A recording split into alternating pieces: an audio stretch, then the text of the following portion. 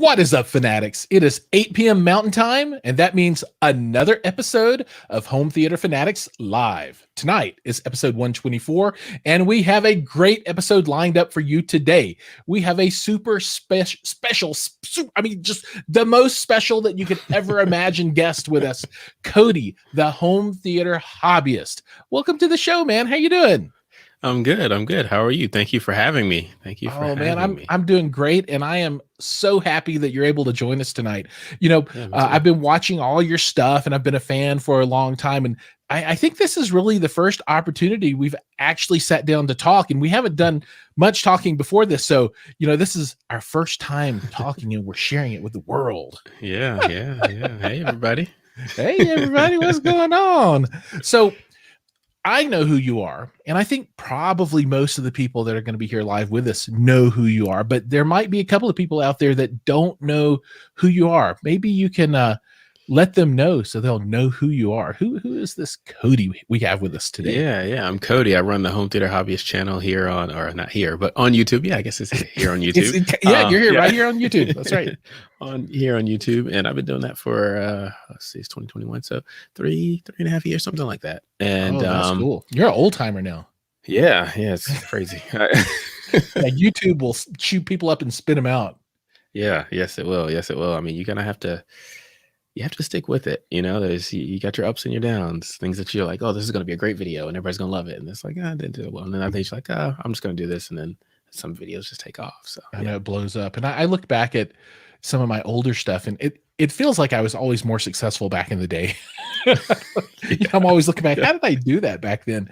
And some of the stuff that I put out, those first videos, they're always really bad, right? For everybody, when you're learning, you've got like your iPhone and you're talking into the iPhone trying to make a video.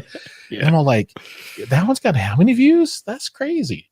Yeah, man. I totally get it. So, and your content is kind of in the same vein as mine. We're both into the, kind of the same stuff. I guess the first two words of our channels are the same. So that gives away the secret. Yeah. Let's talk about that. I mean, do you do everything, like everything from screens to content to pieces of equipment to how-tos? I mean, what all do you cover? Yeah. So I try to cover a couple things, like home theater basics, like for people that are just starting out. This is kind of the things you need to know in general, right? I also try to cover, I do a lot of speaker reviews, but also a little bit of televisions, some AV receivers, 2-channel amplifiers. So there's obviously, if you're watching this, you probably know there's a huge crossover between home theater and 2-channel. So there's, a lot of that. Absolutely. I've started doing some headphone reviews recently. Just anything that's kind of home theater or tangentially related to home theater. It's kind of fun. I mean, getting to review different products and just talking to people about them. And, people like, oh, have you tried this? Like, no, I haven't tried this. And then I get an opportunity to try it. It's like, oh, okay, that's what I've been missing, So it's right on. One thing that I've been thinking about a lot lately is some of my videos that I've done in the past have nothing to do with home theater at all. They're about PC gaming or, things like that, PC bills. And, I wonder if I kind of shoehorned myself into a box, right? With the name of the channel. Yeah. But I'm sure you probably thought the same. I think everybody's like, did I make the right choice? I don't know. But, I came to the decision that I'm just going to do whatever content I want to do. And the name of the channel will just be the name of the channel, and because I just picked up an Oculus Quest 2, and I'm gonna work on some content for that. And one of my more popular videos still today is a old Oculus Rift S setup video. And it still pulls in the views, and I'm like, man, that's crazy. But yeah, that's cool. Now, you said about 3.5 years, and your channel dwarfs mine at this point, which is pretty cool. I mean, this guy's he's mainstream big time. I don't know. I'm a little I don't feel big time at all. Well, it's kind of interesting because the niche that we're in, if you look at the kind of the top end of the channels, right? And if you look at the biggest ones, who do you got out there? Like in 2-channel world, it's you've got the Audiophiliac, and he's like 170. And who else is out there? Yeah, I mean, They're you all got like around Andrew the 170. Robinson's Yeah, doing some Andrew. things. Yeah, so they're all at 170s. So you don't see folks doing what we do have 5 million subscribers. Right. Yeah. Yeah, so I don't know. You're a pretty good chunk percentage wise of that 170. So man, That's a good way to look at it. Yeah. I mean, you're doing it right. You're almost there. I agree with Hi-Fi Haven. Cody is a rock star. Thanks, Hi-Fi Haven. Thanks. And Hi-Fi Haven is a rock star too. He's Yes, here he with is. us every week, and he's awesome. Actually, Hi-Fi Haven is prolific. I mean, he's got his Instagram thing going, and I mean, he's blown up on Instagram. Yeah, he is social media all the time. Let's take a couple of minutes here to say hi to some of the folks. So Hi-Fi's here. Double A, he's always here at the show. Good to see you. Two Guys Tech, awesome show. Glad to see you guys jumping on with us tonight. Super cool. Kevin from GSG Audio. I don't know if you know Kevin. Oh, you did a build of one of theirs, didn't you? GSG Audio. I don't. Somebody did a build. I don't think so. On a channel. I'm like, oh, they did one. Mm-hmm. I don't remember. Get in touch, Kevin. Oh no, it was Cleveland. Cleveland did it. Okay, yeah. So cool video there, man. You might want to check that out. I mean, Kevin's got good stuff over there, and if you like subwoofers, that's where it's at. Anyway, welcome to the show, everybody. Glad to have you here. We've got Cody here with us, the home theater hobbyist. Now, let's talk about some of this content that you just put out recently. You just did a Wharfdale Diamond 12 review, right? Yeah. I've been some folks have been asking me, what do I think about Wharfdale? Because I did some Q acoustic stuff, and they're closely related. And are they really? Yeah, they're. Well, tell us the secrets, man. Tell us the secrets. So they're both UK based companies, right? And I found some people just asked me about Q acoustics, and so I bought a pair of their speakers at 3010Is, and that was like my intro into Q acoustics. And so people were asking me, you gonna do some Wharfdales? And I was like, I just got to find somebody from. I know, got to find a pair of them somewhere, right? Right. Yeah. And so got in contact with MoFi Distribution, and they sent me the Diamond 12s, the latest diamonds, and I enjoyed them. I got a chance to review the 12 zeros, the 12.4, and the 12C. So it was a 5.0 system. That's and nice.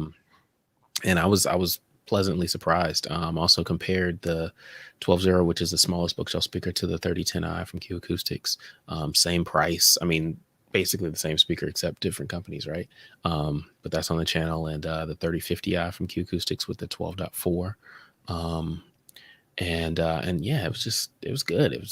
They're great. I mean, in fact, they're in the box out there, but they're hanging around here somewhere. Yeah. So, I'm gonna send those back. But yeah, they've actually got a decent sound. I like they have a really strong mid range. I like that because that's where your vocals are, right? Yeah, and the vocals sound nice and natural. And I wish I had just a little bit more treble, but otherwise, I think they did a really good job with those speakers. So yeah, that's cool. I've heard the Q Acoustics quite a bit, but I've not, outside of shows, I ever heard Wharfdale. So I've never had any here in the environment. So those to me are kind of an unknown quantity, but I hear people comment about that all the time. I'll do comparison videos with assorted bookshelves or whatnot, and they're all like, oh, you got to go Wharfdale, get the diamonds, you got to do the diamonds. So you have a pretty positive feel about those guys? Yeah, they're not bad speakers at all, especially given the price. They look fantastic. They've got a lot of different colors, and I've kind of gotten into this thing where it's like I like speakers that have different colors, just because it allows you some personality to match with the room, not just all black speakers. All black all the time. Yeah, everything's dark and you can't see them. Yeah, and so I like that. And as far as the Wharfdales are concerned, like I said, they've got a nice, strong, prominent mid-range. They got decent bass, and the cabinet is really quiet, especially given the price that it's in. So you get nice, clean detail, and so it's a good speaker. It's a really good speaker. That's awesome. Yeah, the MoFi folks are really nice too. So they're always they're always cool to talk to and work with. I'll get them on the show one of these days. Sometimes it's like pulling teeth to get folks to line up. Everybody's schedules are always so crazy all the time. Yeah, and I mean, all of the home theater manufacturers, speaker manufacturers, have been busy during the pandemic. Because everybody's getting their home theater together because they don't want to go out. So I know. I mean, it's interesting because the pandemic really hurt a lot of people bad financially, but home theater and home entertainment in general has really come back and done pretty well. I Mhm. think there was a segment of people out there that, they were saying, oh, home theater is not a thing. If you roll the clock back, I don't know, 3 years or something, they're like, oh, it's waning, it's not as big a deal. But now, back like gangbusters. Yeah, Oh, yeah. I mean, and the streaming services coming online in the past few years, helping us out. I mean, obviously nobody planned the pandemic, but Disney Plus doing their thing, Amazon, Apple TV, obviously Netflix has been around. So people being at home, you got content. You've got Dolby Digital Plus, you got Dolby Atmos with these streaming things, 4K UHD, all of that right at home. yeah. So yeah, I mean, hopefully we're going to talk about a couple movies soon, or at some point in this episode. Yeah. But I So, mean, yeah, there's a lot of the good framework stuff. of how this will work out today, I guess. Well, we have two sections, or three sections. So we've got this first section. Yeah. We'll chat for a while. Then we'll move into content corner, and we'll talk about some movies and that kind of stuff. And then after that, it's the tech question of the day, or of the week, and we're going to focus on the topic that you were interested in, which is physical media versus streaming. So we'll have a chat about that, and we can talk about our points of view and how we think that's good or bad or whatnot. And everyone's got an opinion about that. But I guess just to touch on that a little bit right now, and what you just said about Disney Plus. Now that is, if you look over the last, oh man, how long has it been? 5 years, 6 years, 7 years since Mhm. Disney went on a tear and they picked up all of the Marvel stuff and they picked up all the Star Star Wars stuff. Wars, It's almost like someone had a plan. yeah. Yeah. you know, Yes. I mean, Yes. it's, And a very, very lucrative, a good plan. I Yes. know. And, for me, this has turned into kind of like the golden age of content, right? So all these things that I geek out about, all the comic book movies, all the Star Wars, all that kind of stuff. Disney's got their hand on it now. And, they said, okay, we're not going to limit this to theatrical releases. We're going to do really cool television shows. Hmm. Right. Hmm. And, if you look at the spate of shows that are coming out here pretty soon, I mean, you've got a ton from both of those, what do you call them? Universes, Franchises. Yeah, there you go. Both of the franchises have a ton of stuff coming out. And so what's the animated Disney one for Star Wars? The Bad Bunch. Yeah. Yeah. So, Bad Batch. Yeah. Bad Love those. Batch, the Bad Batch. That's it. Yeah. Yeah. So they're the clone troopers that are good because they're wrong, or I don't know. My boys have been watching that one, and well, I guess we can just jump into a little bit of content right now because this is a good segue over into Loki, right? Yeah. So Sure. now Yes. I just started watching it, and I'm 2 episodes in. Are you all the way through, caught up with all 5? I am caught up now. I started late, but I kind of binged, I think, 4 episodes, and then I just kind of been watching. Or I guess I binged 3 episodes and watched the last 2. But I mean, it's different, and this is, to me, this has been a very interesting strategy to kind of look at between um, Falcon and the Winter Soldier, Mhm. Loki, and also WandaVision. So Um, different. yeah, they're so different. And, we know Marvel for their movies, but it's just like, this is kind of an interesting take on things. And I like what I've seen so far. Loki is strange. Yeah, well, Very, WandaVision was strange too, right? yes. Yeah. I mean, quite frankly, I mean, I guess Falcon and the Winter Soldier was the only one that was kind of normal, quote unquote, MCU. But yeah, Loki is just, it's actually a really good show. I know I wouldn't say I love it, but I do like it a lot. I think right now my love is actually, I'm wearing Mandalorian. My love is Mandalorian Oh, on how Disney can you Plus. not love The But Mandalorian? Oh my God. yeah, One of my favorite pieces of The go ahead. Mandalorian is Yeah, what's the assassin robot, the one that's all cylindrical and spins around? yeah, I don't know the name of it. But when I first saw that guy and he came out and started spinning around and yeah, doing all the stuff, oh man, I just lost it. yeah. Gosh, I And want to look it up. I know, yeah, Go go, ahead. go find it. Yeah, So yeah. yeah, while you're Go ahead. looking, and then my wife, she does, she's got her own YouTube channel and does Etsy stuff and things like that and crafts, Mhm. and she got on this kick of drawing the child right? And I mean, you can't see any of it right now, but there's like stuff all over the house now that's got that little critter. I mean, it's just like the cutest thing ever. I'm like, oh, we got to get some plushies or something to put around here. I mean, I think that's what we're missing right now. Yeah, it's So where IG-11. IG-11, right on. IG-11. That's Okay, cool. sorry, everybody. I just wanted to. You got to know what it is. Okay, so since we're talking about Star Wars, and we'll see if anybody else agrees with me, but my favorite robot ever, and it's like the stupidest one they've ever had on any of the shows and the movies. It was one of the ones that was, I think, in the Jawa. What was the big trawler thing called? That was on Tatooine that sucked up Luke Skywalker in the first movie. But it's like a big, almost rectangular thing that has 2 feet that stick out of the bottom, and it goes bonk bonk. Yeah, bonk bonk. You know what I'm talking about? I don't know why. Whenever I see that one, I'm all like, "Oh, this is Star Wars for sure." Now, it's not any of the new slick stuff. It's just bonk bonk. Yeah. I guess the other one is the little classic one that's, I guess, kind of like a mouse or something that you would see scooting around on the Death Star and the other Imperial things. And it makes that little high pitched thing. And you could tell it's just a remote control car in there. Yeah. Anyway, that stuff's funny. But, getting back to the Marvel piece, I totally agree with you. Falcon and Winter Soldier were that one felt like just start to finish a Marvel movie. Right. But the others were super far out there. So what do you think about the whole Captain America thing? Right. So I kind of like the way that they've got Falcon. He's going to be Captain America now. At least I think he is. Right. I think he's going to pick up the mantle and he's going to do it. I think that's super cool.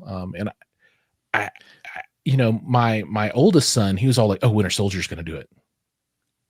And I'm like, no, could you have ever seen Winter Soldier doing it? I think if Falcon wouldn't have done it, he would have picked it up. But that's exactly why he's not as sure of himself. You know what I mean? He's not the right kind of guy. Yeah. I mean, he can do his thing, but I just don't. Yeah, I just don't see it. Yeah, I think Captain America has to have a little bit more feeling and emotion, whereas Winter Soldier's a little bit more droidish, kind of in his approach to things. Yeah, he's even got a mechanical arm. Yeah. He's like part way there.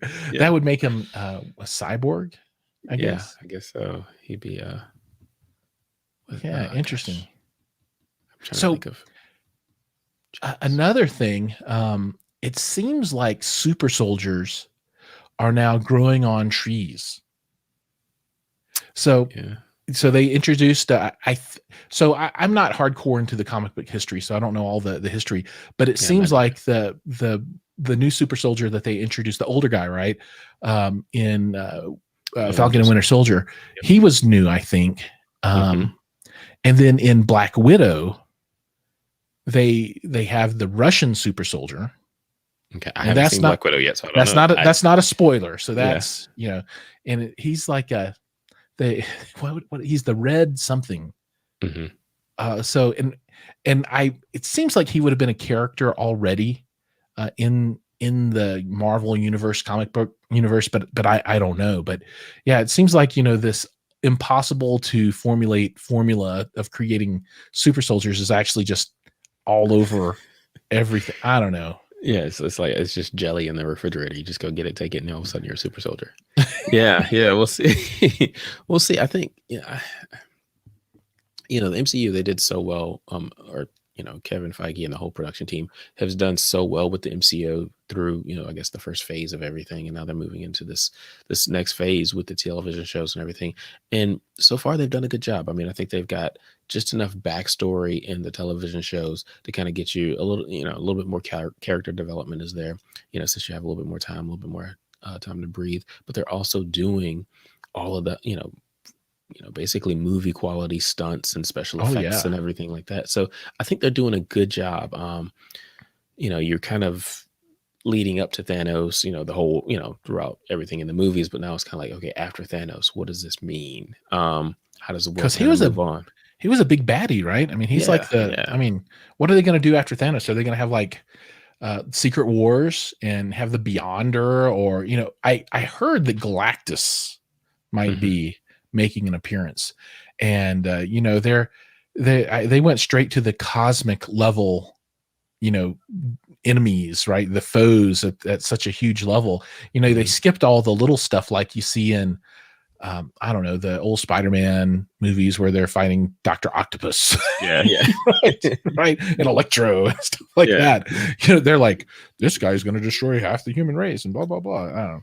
Yeah, So yeah. it's like that old Buffy the Vampire Slayer song. I don't know if you ever watched that show, I didn't but know such. they have a one of the episodes was a musical, Mhm. and just Google Buffy the Vampire Slayer musical. And it's classic now. It's 20 years old, 25 or something like that. It's pretty old.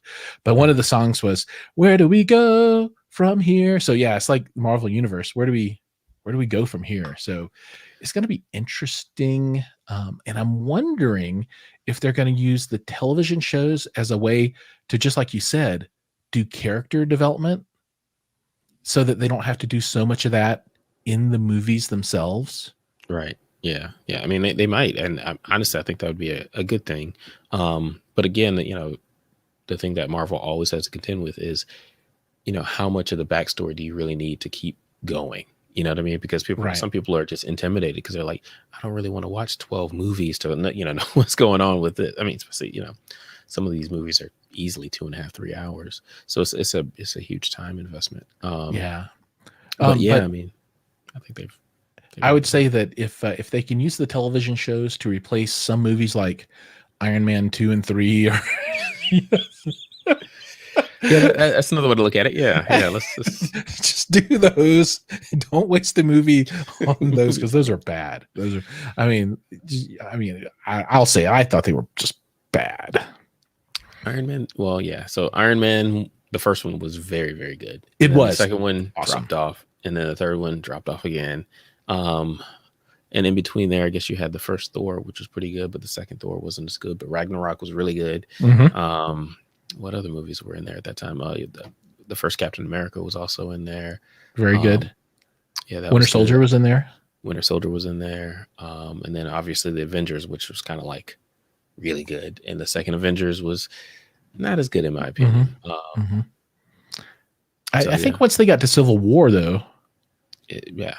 And then the Ant-Man came out, and then Guardians of the Galaxy, and like all of that oh, the stuff. Guardians of the Galaxy, so The first one good. the first one was really good. So good. Oh yeah. Well, the second was all right. Yeah. But I believe they're moving forward with number 3 for that Mhm. here in the not too distant future, next year, the year after, something like that. So I'm excited for that one. And talking about Guardians of the Galaxy, Chris Pratt, is that right? Yeah. He was in the Forever, or the Tomorrow War, Yeah. the Yesterday War, the Tomorrow War. Tomorrow War. Yeah. So you saw that one, right? Yeah. I watched that. That was actually better than I expected, to be honest with you. I saw the trailer and I was like, that's going to be kind of high concept and it's not going to be as good. But I watched it and I was like, wow, this is actually interesting. They developed the story a bit. I thought the sound design was actually really good. The sound design was my favorite part of the whole movie. Yes. I thought they did an excellent job with that. Honestly, the thing that let me down the most was just some of the cinematography and the fact that the aspect ratio that they chose. I wish they'd gone for more of a 1:8:5 or maybe even 1:7:8 to 1 versus Really? 2:3:5. Yeah, because I mean, to me, so I looked into the info on it, and it says it's an Amazon Studios movie.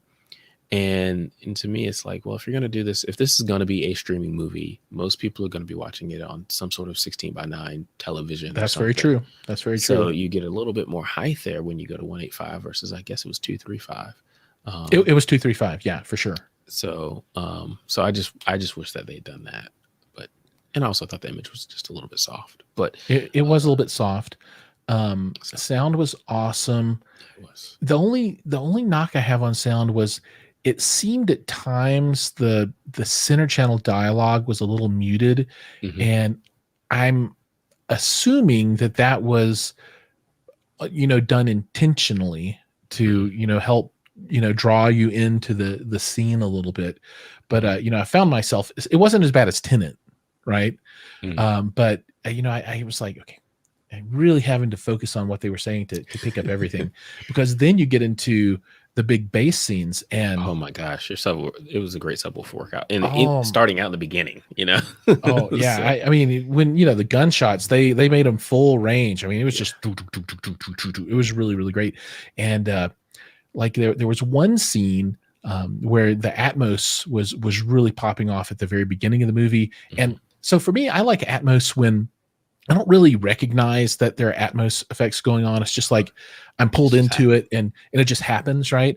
And you're like, that was a great experience. Occasionally, though, something will happen. I'll be like, oh, okay, they've put it up there, and I heard one of those, and I don't remember exactly what it was toward the beginning of the movie, and I'm like, oh yeah, the sound designers, he's putting stuff up there. There's stuff going on. But I enjoyed it. And, one of the things that I do for movies is I've created a unnecessarily complex rating system. and I have 7 different areas of ratings for movies, and I'm curious how your ratings for the Tomorrow War will line up with mine. And I'm going to read these out to you so you know what's coming, and then we can kind of compare notes. So there's these are 1 to 10 ratings, and there's sound, visuals, right? And those are kind of technical things, right? And then more guts of the movie: action, horror factor, comedy, heartstrings, and lewdness.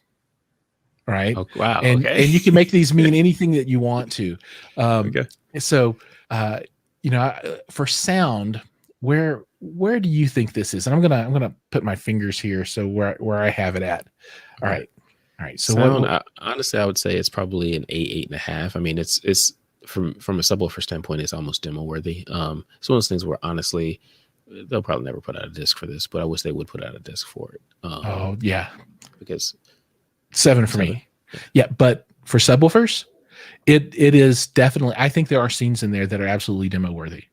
Yeah, I mean, there's a lot of low frequency energy going on that's pretty exciting. And I had when I watched, I had two 18s fired up, so I had the system cut about in half, and it was still a humongous amount of bass. I think I would probably have had to tone it down if I had everything going. Yeah. Yeah. I wonder. I had about half. That was almost too much. Yeah. It was. I mean, it's a lot. It's a lot, man. So okay. We'll get back to the other 6 areas of ratings, but I want to talk a little bit about subwoofers and how my philosophy has changed on subs over the last probably 2 years. If you roll back the clock, I was always in this chase for big bass, right? And for whatever reason, I had it in my head. It's that, okay, I have to go bigger. I have to go bigger. I have to go more. I have to go more. And then I got to a point where I'm like, are they talking? I can't tell if they're saying anything, Yeah. I'm like, I've got them turned all the way down, the subs, but all I hear is, 30 and down. It's just too much. When you look at your room, and I don't have a large theater at all. It's about 14.5 foot by 14.5 foot, nice and square. Yay. Yeah. I had 4 18s and 2 21s, and then some other stuff scattered around in there. And, it's like a minefield of these big boxes, and you have to like climb over them to get to the sofa and stuff to sit down. And, it was like a disease. And I got to that point. I'm all like, I think I'm doing it wrong. I think I'm doing it wrong. So now I'm like going the other way. I'm like paring it all back, and I'm like, how do I make the boxes smaller? Transitioning to more of a sealed environment rather than bass reflex, because the reason that you go bass reflex for the most part is you want more output from your drivers, right, from those boxes. And for me, I don't have a lot of floor space, so I kind of want to minimize that, and I get enough output as it is, so I don't need to try and squeeze out additional output with bass reflex. So my philosophy has changed. So yeah, like I just run 2 18s now, and I'm like, oh my God, it's horrible. It's too loud. I can't take it. So, and I'm sure there are people, out in the crowd, saying, what is he talking about? He's crazy. This is the subwoofer guy. He's like 2 sealed 18s and he's done. I don't know. What do you think? I, I know it's a I'm hard question. I'm kind of on your side on this one. So right now my room is L shaped, so it's kind of weird. Um, but yeah, I'm running a SU 12-inch, and actually right here you can see it. It's I see the it. PB 1000, so it's a 10-inch back here in the corner. Uh-huh. Yeah, yeah. No, Um, that's a great sub. yeah, I like them. And I kind of want to buy something else for my room, but the reality is, as far as reviewing technology is concerned, like I don't always get to use my stuff as much, and I have to move it. I You know what I mean? no, I feel So that pain. I totally feel that pain. yeah, but yeah, so you, in my mind, you definitely want a nice balance in your room between vocals and subwoofer. You want subwoofer, I want to feel it, I want to feel the floor shake, I want all of those things, but I want to be able to hear the dialogue.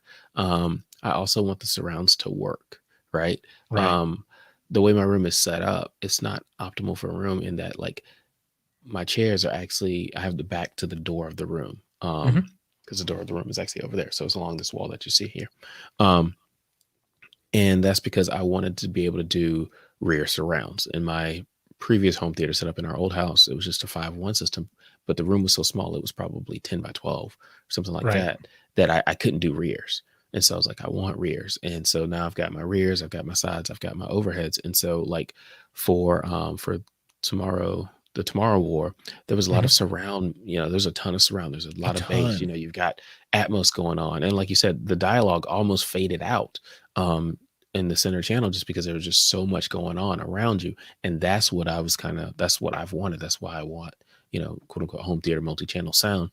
And so I just think that, to me, it's all about balance and making sure that, yes, you want bass, you want to feel the bass, you want to be able to do, 16 hertz and, those types of things. But at the same time, you want to be able to hear the dialogue. And if it's not a bass heavy movie, then it just isn't.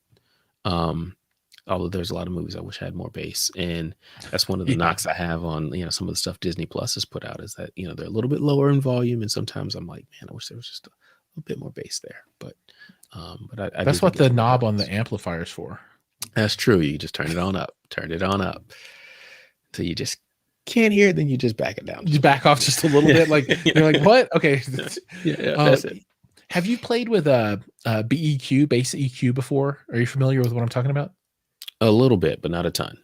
So I've never played with it, but you can take like if you use a mini DSP 2x4 or something like that to Hmm. tune your subs. Basically, you're Hmm. taking your sub output off of your processor or your AVR, and so that's got all your low bass frequency. So it's everything under the crossover frequency on your mains and surrounds or whatnot, plus the LFE channel. And that comes Hmm. out, goes into a 2x4 HD, and then people will plug in like 4 subwoofers to that, right? The leads to the amplifiers, and then they use all the DSP inside that little box to tweak it however they want to. Well, Right. what you can do, and I was talking to gosh, I can't think of his name now. He's really big into this. What happens is movies, when they come out on disc, sometimes they have a filter applied to the low frequency information. So if you Hmm. look at a like a spectral graph of the energy of the movie, right, you can just see how it rolls off, right? So you can see that they obviously just took what was there and then put like a 6 decibel slope crossover on everything and just wiped it all out, Hmm. to, I guess, they save people's TV speakers or something. I don't know. But what folks do, and the smart folks, they can look at that and then reverse engineer EQ settings to boost that back up to where it would have been, if you Right. hadn't had that filter applied to the soundtrack that was put onto the 4K disc or whatnot. And then what you can do is take that mini DSP, and then on the input side of the house, so everybody does their tuning on the output side settings, but there's an input side setting where you can apply the EQ to that supposedly fixes all that. And they say it's like a revelation, when you put that and implement it correctly, and then use the correct filters and EQ settings to kind of boost that bass back up to where it was supposed to be. So that might be something interesting to try on, like you said, the Disney stuff that feels like it gets neutered every once in a while. Yeah, that's probably not a bad idea. I mean, I messed around with I recently reviewed the Earthquake Mini Me DSP 12, which has DSP How was built in that? it. It was good. It was good. And messing around with the DSP was fun. And they actually did have that slope adjustment in there. So you could actually push it around. And I didn't even think at the time when I was testing it to mess around with some of that Disney Plus stuff. And another movie comes to mind that people talk a lot about with the bass, and that is what's the movie? Master and Commander: Far Side of the World. Oh yeah, the sailing movie. Right. And the DVD is the one to buy. The Blu-ray, the bass is low, and then you got to buy the DVD because that's actually got the real bass on there. And I actually, at one point, I was going to buy the DVD, and I think it was like $35 or something. I was like, what? $35 for DVD? Yeah. But it's like that's because that movie's like the one or whatever. So Really?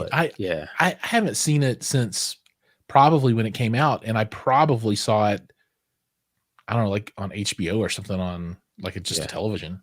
Yeah. And so that's something that a lot of people talk about when they talk about, specifically what they talk about Blu-rays and how Blu-rays roll off. And that's one of the examples a lot of people give. And like I said, I haven't actually gotten the DVD, and I actually want to get it so I can find out, so I can actually play it and just let's see how it sounds, and then get the Blu-ray and, just compare the two. Because that would be a good test as well. And like you said, doing it with the Mini Me DSP2 just to see if you can get some of that bass back below 30 hertz or whatever, because there's a lot of information down there. And if you don't have anything that can play, 20 hertz or 19 hertz or 18 hertz, you just don't know it. But if you do, you're like, man, I want everything I paid for with this subwoofer. I know. I spent a lot of money on this. I wanted to go off when it's supposed to. Yeah. I imagine with the Canons, that's got to be kind of cool. And I bet there's some really awesome like ocean ambient effects in the soundtrack for that.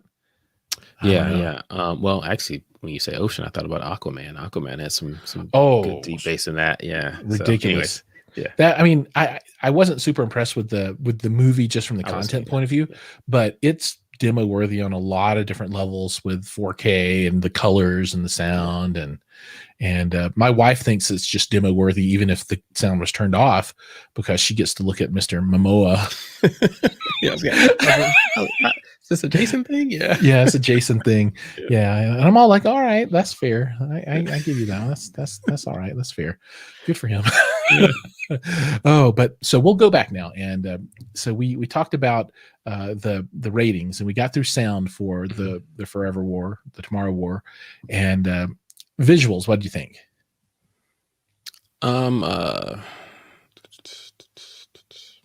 I know I'm putting you on the spot, so he's all like 5 or 6. Well, no, I'm thinking 5 or 6. Me too, man. 5. It was soft. There wasn't I'm thinking of the color palette. The color palette wasn't like expansive, right? It was kind of muted. Yeah. So it's not like one of the things that I really enjoyed are the John Wick movies, because they really put some dazzling colors, especially in the third one. Toward the end when they're in the building that's got all the glass and mirrors and that kind of stuff. There's a lot of reds and blues and reflective type items, and I think that stuff's really, really cool. So action, how'd you feel about the action in the movie? I think they did a pretty good job. On action, I'd probably say, are you including the sound design or just the fact that there was a lot of action? Just purely the events of the movie itself, not how good it was. Just if you felt there was action in there, if you were like, all right, there's stuff happening. Yeah. I would say I'd give that a 6.5 or even a 7, because I think they properly paced the movie, where there was suspense in the beginning, and then it kind of picked up the action, and you kind of saw what was going on, and so yeah. I felt like the movie was really like a story in 2 parts. Right. So, you have the first part where you discover what the solution is. And then the second part where they then, where things are a lot different, to implement the solution. I mean, the second part is a lot shorter than the first part, but I agree. I gave it 6. It might creep up to a 7. I mean, there's a lot going on, but the pacing was good. Horror factor, I gave it 0. It wasn't scary to me at all. It wasn't scary, but I would say it's a little bit gory, and how the aliens kind of look, that could kind of freaks me out. So, but go ahead. Yeah, that's true. But yeah. Did you feel that the aliens were derivative of any other aliens that you've seen before? Yes. I can't put Yeah. my finger on it, but it feels like there wasn't anything that was excitingly new about the alien design. Yeah, honestly, to a certain extent, they remind me of the aliens from the first Independence Day. Yeah, Also a little bit, maybe a little bit Predator. a little Uh, bit. Yeah. yeah. So yeah, they weren't. But I mean, I could see them freaking little Cody out when he was a kid. Like, oh, I can't go to sleep. So that kind of thing. So Right on. Any comedy in there for you? maybe a two. I don't remember which Yeah, it was movie. it was Yeah. pretty bad. I mean, Chris Pratt would do his facial expressions and that kind of stuff from time to time, and I rather enjoy him in movies. I like him a lot. Yeah. Yeah. Actually, well, there was that one guy. Kind of his cohort, the black guy, what was his name, The Clem or something like that. the That was the scientist botanist. dude. Yeah, yeah, he was kind of the comic relief a little bit there. So He was, I forgot but about he him. made it all the way through. They didn't kill him. Surprisingly, Well, yeah. did they kill him at the very end? No, he lived. He lived. He made it through. Okay, all right. Yeah, Okay, he right lived. on, He did. Yeah. right on. Heartstrings. There's a little bit of heartstring in Yeah, there. there's some heartstrings in there, and like I said, Yeah. they did some time developing, and his relationship with his family and stuff like that. So. Yeah. Okay. So one of the things that I didn't find very realistic, and I know it's difficult to use that word when you apply it to this kind of movie, but the whole plot line of him leaving his family, Yeah, that nothing had. I know they tried to set the stage with the father, right, and foreshadow that with his father, but I just didn't see that as something that would have happened. I don't know. I didn't buy into that piece too much. yeah, and I mean, like his wife, for instance, they didn't give her a lot to work with, but I think Mm-mm. she didn't do as well as she could have done either, like conveying the wife's angst about it, I guess. Right. Not to give too much away, um, but yeah, I think it was like that part of the movie was just a little bit weak. I agree, that part of the movie was weak. Like I said, the thing I like about it was it was suspenseful in that for the first, I don't know, 20 or 30 minutes of the movie, you didn't see the aliens, you just kind of heard about them. You know what I mean? And Right. Jaws-esque, like you don't see Jaws, you just kind of know the music's playing. Um, so I think they did a good job there, but it did kind of fall off to a certain extent in the middle. And even, how it ended, it was, I guess I'll say is that the movie was kind of a by the numbers. You knew what was going to happen, but it was still enjoyable in that it was reasonably paced. It was interesting.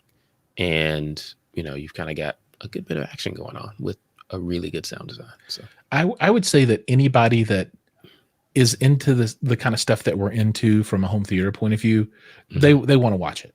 Even if they're like, I don't like action movies or whatever, although I find that hard to believe if anybody to say that. But I mean, just for the sound, I think the sound on this thing, totally gives it a thumbs up. You should watch it no matter what. And honestly, who doesn't really have a subscription to Amazon anyway? just say, I mean, if you're an Amazon Prime member, just go watch it. I mean, Yeah. it's literally worth sitting down to watch, because I wasn't expecting much, but I sat down and watched, and I was like, oh, it's actually a pretty good movie. It's worth watching. Absolutely. All right, so let's. I'm going to give lewdness a 0. There was no lewdness. There was no nudity, no sexual innuendo, no off-color jokes or anything. So that was kind of non-existent, which was fine. It's all good. All right, so a few comments that have come up. Double A says he's got Die Hard 3 with the Vengeance playing in the background. And it's got the THX and DTS openings on the disc. That's cool. I like those old classic openings. That's fun. I actually put a bunch of them up on the channel for people to watch, and it kind of takes you back, back in the day to see like the old THX one for Terminator 2, I think it was, maybe. Yeah, man. Let's see if we've got anything else. Someone said they watched Snatch, and is that a Brad Pitt movie? I haven't seen They can that. get it. I mean, it's old, and I mean, when you own it on Superbit DVD, yeah, that's true. you going back in the day. Two guys text says that they've been watching Loki and enjoy it. Yeah, I mean, I'm only 2 episodes in, but I'm ready for the long haul there.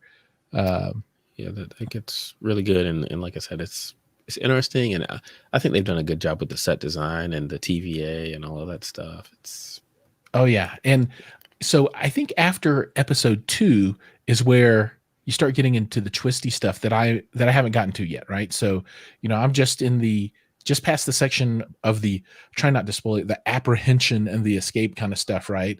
Mhm. And now I'm like, what happens now, right? Where is he going? What's he going to do? And that's kind of, what I'm interested to see. I might try and catch a couple episodes tonight. Um Yeah, I so think it wraps up tomorrow, actually. I think that because I think it's only 6 a episodes. 6 episode run, right on. Yeah. Double A says he needs to watch Buffy. Any services streaming it? I don't know. Yeah. I don't know. I couldn't tell you. Probably because I mean somebody probably owns it, so Paramount Plus or somebody's got it, right? Somebody's got to have it. I mean, it is a classic television series, and it was groundbreaking in its time, and I really enjoyed it. Of course, I was much younger then, so I'm sure some of the humor will be kind of dated and maybe wouldn't hold up to a nearly 50-year-old dude. But back in the day, I really liked it. Two Guys Tech says that they felt the center channel was a little low in Tomorrow Wars. Well, yep, I agree. It got a little low. John says, have you guys tried Aura 3D? I have not. I don't have any content Right. for Aura 3D. And so every producer of processors and AVRs that I've talked to, some of them support Aura 3D decoding, Mhm. some Mhm. don't, but all of them say that in the American market, it's not a thing, right? You can have support for it, but I don't have a single piece of content encoded for Aura 3D or access to any. Me either. I had looked for it a couple years ago, but I don't have anything because I mean, and I think it's basically Dolby Atmos, but they had the Voice of God channel, The right? center top, yep. And I want to try it, but if I can't, and I mean, I haven't seen anything on streaming either, for it. So Interesting. Are you going to be at Cedia by any chance? I don't think so. I've got a day job and I've got other things Oh, that are going on I as feel well. that So pain. yeah, I feel yeah, that pain.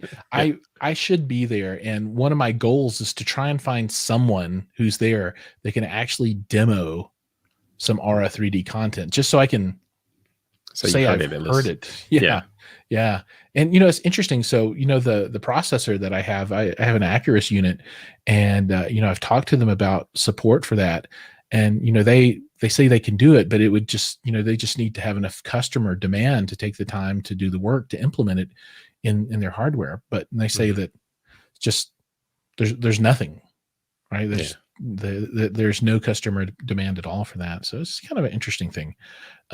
We've got we've got some of our Pacific Northwest folks here on the show with us today. Mhm. And God, I'm getting old. What is their brand of speakers? It starts with an A. Aperion Audio. Oh, I'm losing it. So Mr. Aperion Audio is in the house with us. So welcome. Always great to have you on the show. And let me see if there's anything else that we should call out. I don't think so. HD DVD players. Yeah. Well, yeah. Where is that one at?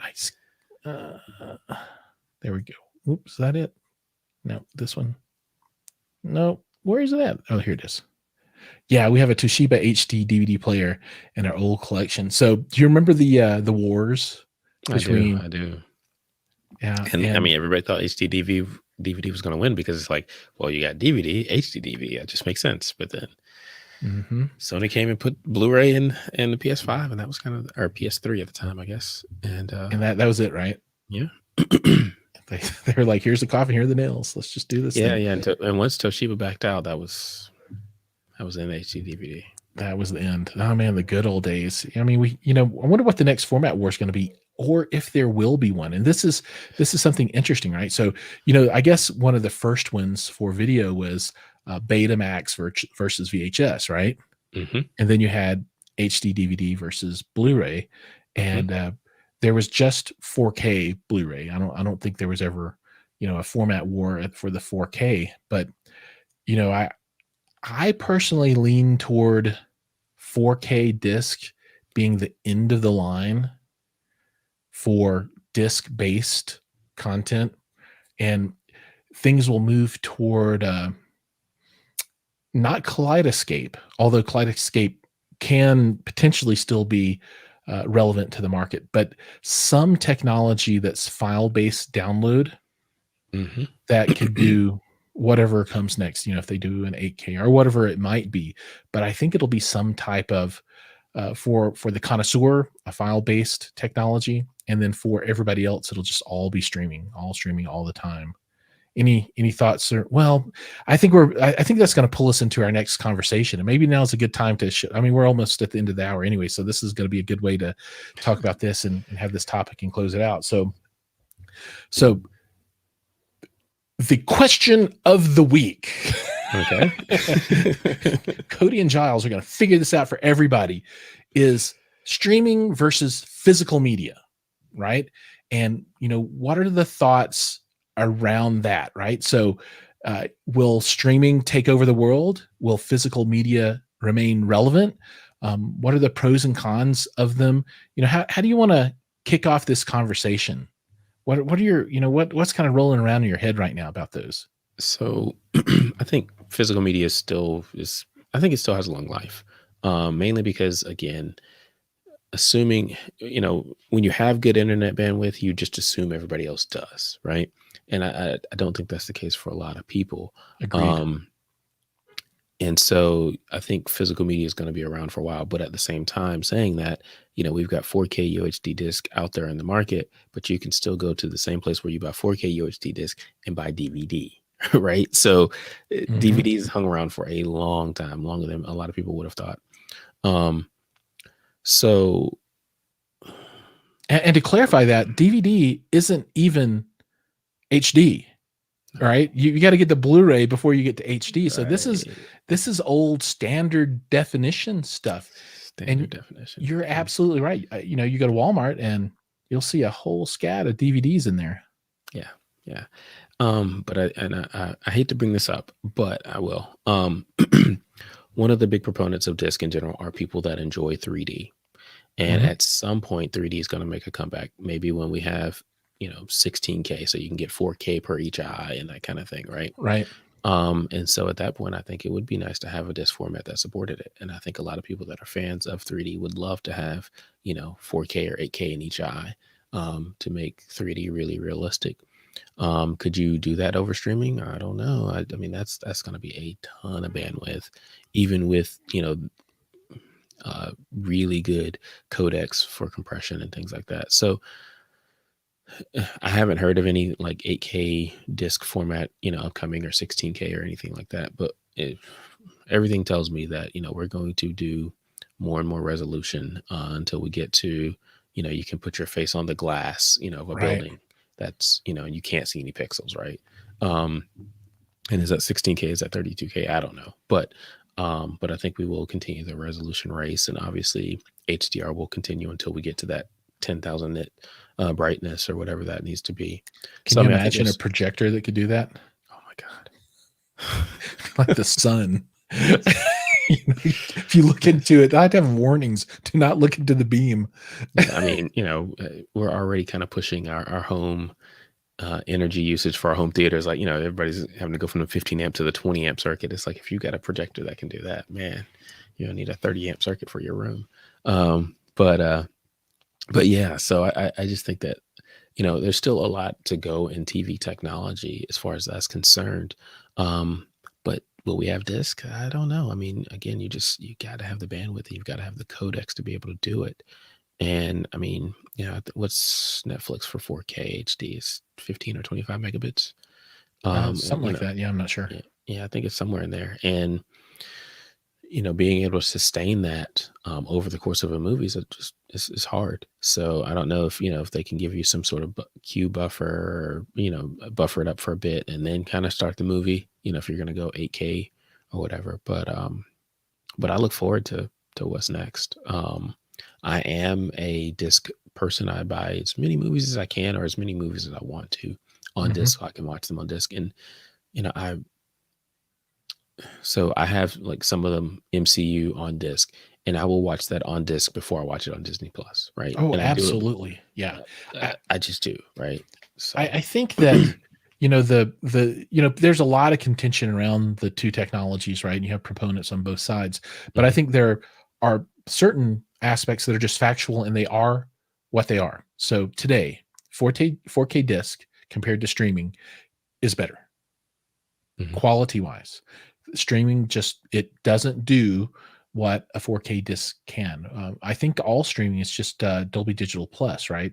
So you don't get the what is it, True HD or whatever that Right. You don't get total lossless, right? Even the Dolby exactly. Atmos versions of it is still a Dolby Digital Plus derived Dolby Atmos, not true, Dolby True HD.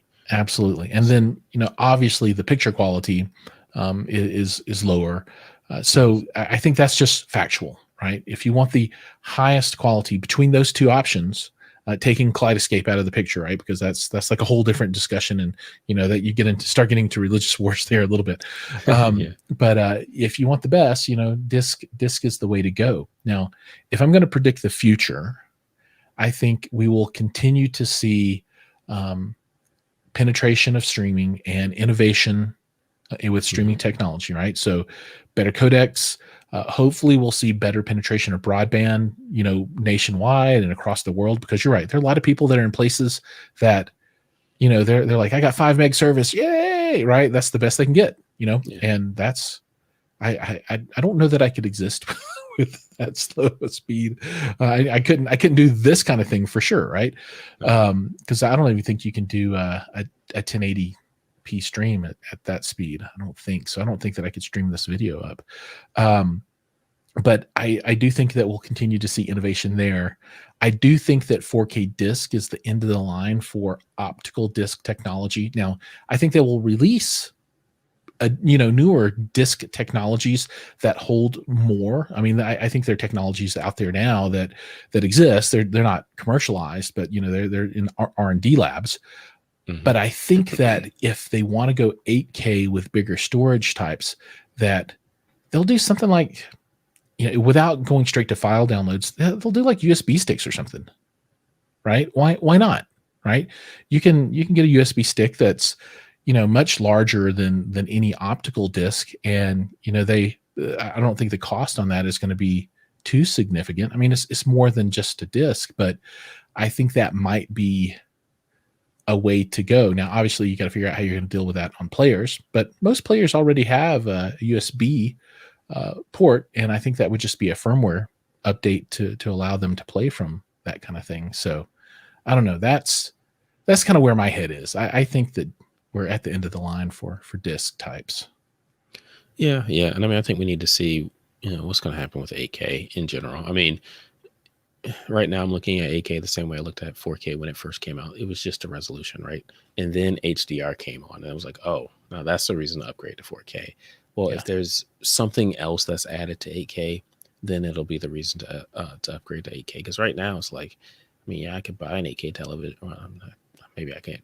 They're pretty expensive, but anyways, you I'm can sure you go could out get and one if you wanted it. right, You can make it right, right. happen. You can make it You could happen. we could go out and buy the television, but I mean, unless you're looking at a 90-inch plus television or whatever, 8K is not really that big of a deal within resolution and within itself. But if they have something else to offer, like HDR that goes up to 5,000 nits or 6,000 nits, or I don't know what they would do for another audio format. Dolby Atmos also kind of helped 4K as well. Maybe speakers in the floor. Yeah, yeah. Now I'm going to be like, how do I dig into the concrete of the basement? Yeah. Yeah, you have to build risers for your entire floor. Yeah, 8-foot ceilings. Everybody walks into the room and they're yeah. That'd be terrible. We don't. I guess Atmos can these are do what, horrible 32 ideas. channels. Yeah, Yeah. I Atmos mean, can. Yeah. I can. Thankfully, my wife loves me, and I can do whatever I want to do in my room. But Yeah. I don't really need any more speakers in here. You know what I mean? It's like, but okay. So I don't know from I'm an with audio you. standpoint, like what would be next. But I do believe that they've got to add something else to 8K to really make it sell. And from a movie standpoint, again, more space on a disc, double the storage. New players, and we haven't seen any real new players in several years. I mean, I did read about I can't remember the company. I want to say it's a French company that's making Rivian or yeah, Revion. Rivian. There we go, with Yeah. the new Oppo or whatever. But other Yeah. than that, we haven't heard of any new disc players in several years because the ones we have, they still do what they need to do. Yeah. So yeah, I mean, I'm still buying 4K. I'm not saying I'm down on it, but eventually one day, you're right, streaming will take over and it'll be better. And then I'm going to move to streaming. I'm not going to just hold on to my disc just because, you know, I'm going to hold on to them. It's more of like, well, this is better. Yeah. So this is where I'm going. One day you'll put them up on the wall in frames and be like, oh, Yeah. this is my original, you know, whatever, you know, like I've got like a Dune laser disc that that a friend of mine gave me, which I really appreciate. It was really, really thoughtful, because Dune's coming out and I love Dune, right? And the new version's coming. I don't have a laser disc player, but I just have a disc, and you know, they fit into frames for records, for albums. And you know, I've got that down in the theater. So I thought that was kind of funny. But yeah, one day I think the 4K discs will be in that same kind of situation. But you know, I think there's always going to be a market for the high-end consumer, right? And I think companies are going to make sure that there are products that consumer wants to purchase, if that makes sense, right?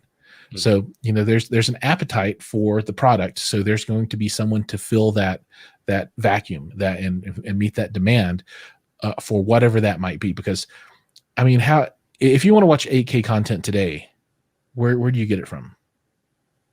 I don't know where you get it from. I have no idea. I go to YouTube personally. Yeah, I guess that's it, right? That's the first place I can think of that actually has 8K content that you could stream at least. Is there any service that streams movies in 8K? I mean, there's nothing, right? Yeah. So, you know, but yet you can buy an 8K television for sure, right? And there are people out there that are like, I'm not going to buy it if it's not 8K. So, you know, I think that aspect of people with money wanting to part with it for the next best thing will continue to drive the market in some way. So yeah, but what is it going to look like? I don't know. I agree with you. And I think it's really thoughtful what you said about 8K probably isn't enough in and of itself. There needs to be something else to the killer app, or however you want to think about it. Yeah. I mean, I definitely think so. Because I mean, again, 4K, everybody was excited about it to a certain extent, but it was like, but you don't really need it for traditional televisions. And then HDR came out, and Dolby Atmos came out. And I think Dolby Atmos helped it out a lot as well, because there were still a few discs that you could buy Blu-ray that had Dolby Atmos on it, but for the most part, to get Dolby Atmos, you had to buy a 4K disc. Now I'd still think that 4K will be around for at least the next 5 years, if not 10 years. 4K disc rather. I agree with that totally. 5 to 10 years, but totally. But yeah, I mean, we'll have to see what happens with 8K. And like you said, right now, other than YouTube, I can't think of any place where you could get 8K content right now and just, you know, watch it. You know what? I think what'll be interesting is, let's set the clock for 10 years and let's have this show again in 10 years. And we'll see, you know, what's happening. We can replay the old one and be like, hey, yeah, let's pull that old one off YouTube. And remember when I said this was going to happen, man, I sure was wrong, or whatever. Hilarious. Yeah. All right. So let's shift gears into what I call cleanup. So this is the wind down for the episode, and you know, kind of talk about what's coming next. So what's next for the home theater hobbyist? What you got cooking? What's in your lab, your laboratory over there that you're gonna create some cool content around? Anything you want to tease for everybody? Yeah. So I'm actually going to be reviewing a home theater chair here. Probably do the unboxing. Probably release this weekend. It's actually down in the garage right now. Just nice. And so I got to bring it up here, and so that'll be happening. I actually got literally right over there, an Elite screen, projector screen that I want to talk about. I put that out on Instagram, that I had it a few weeks since I watched a couple of movies outdoors, and so I want to talk about outdoor that. Screen? Yeah. Nice. Yeah. That's cool, man. Yeah, so I was really excited about that, outdoor, indoor, and so I'll be talking about that. I'm interested to hear about the projector you use and all that stuff too. That, because it's, you know, when you say I'm going to go watch a movie projected outdoors, it's not as simple as like, okay, let's go do it. I mean, there's a lot to that. How do you get the sound out there? How do you project? You know, that's cool. Yeah. Had a couple of speakers. I went 2 channel, because I thought about bringing the subwoofer out there, but I was like that on my deck. That I was like that might be a bit much. So It's yeah, not too much. It's not too yeah. much. But yeah, no, we the first movie we watched was actually off of Disney Plus. It was Luca. I watched with my kids That's one awesome. Friday night, and so yeah, it was fun. That was fun. That's cool. That's cool. Yeah. So for me, gosh, I'm gonna do a Zadoo file player review here pretty soon. The Z9X, I think it is, Hmm. which is their entry level product, but I mean, it plays everything. It's pretty cool. And like I said, I'm gonna pull out that Oculus Quest 2 and Nice. do a setup and unboxing video for that and create a little content there. Kind of get back into some of the worlds that I used to live in back in the day. But for me, it's all home entertainment content, and Hmm. I really like to cover those kinds of things. So I'm gonna check that out too. Nice. Yeah, I've actually got someone's asked me if I would do a 4K webcam, and I'm on my crappy, as you know, Giles, I'm on Yeah, my crappy computer whatever it monitor. is. Yeah. Yeah, instead of my other camera. But anyways, so I'm gonna do that just to do something different. So yeah. Yeah, I think that's awesome because so I've got this Fuji X-T3 setup over here, Hmm. and it's kind of painful because it's a big, well, it's a mirrorless, I guess, so it's 3/4 or whatever they call it. So it's not like a humongous DSLR, but it's still pretty big. And you put it on a tripod, and then I've got the cable Hmm. HDMI running out to the Elgato Cam Link, and then that plugs Yep. in, and it's like a whole thing, you Yeah. know. Yeah. And Yeah. just so I can have it be a little softer behind me. Yeah, but I mean, you look good. I mean, Yeah. honestly, you look good. I'm really not liking this camera that I see here. My blacks are super crushed in the shirt. It's You a are, whole yeah. I thing. mean, you're kind of sinking into the Yeah, background. yeah, Yeah, it's it's terrible. percussion pretty hard. But I think that would be a really super cool video because I mean, for me, if I could come up with some type of webcam, right, in quotes, that's not like this big deal that I could put on top of my computer and deal with easily, I would be all about it. And if Yeah. Well, that, they asked me about it, and I was like, I'm not really all that super interested in webcams, but a 4K webcam, maybe. yeah, Like that's that's cool. different versus Yeah. just a 1080p. So, anyways, continue. I'm sorry. Right on. No, that's cool. So I think we'll go ahead and close it up. Thank you so much for joining me tonight. I really appreciate your time.